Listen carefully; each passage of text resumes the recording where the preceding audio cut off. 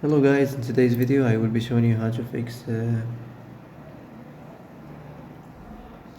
Facebook error problem. So the answer is easy, just go to the settings and then scroll down to the apps section and then go to the search and search Facebook.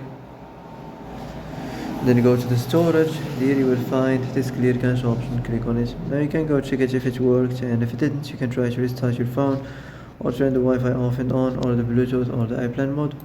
Also you can try to clear data, but be careful. If you clear data, all this application's data will be deleted. This includes all files, the settings, the accounts, the databases, etc. So be careful if you want to clear your data.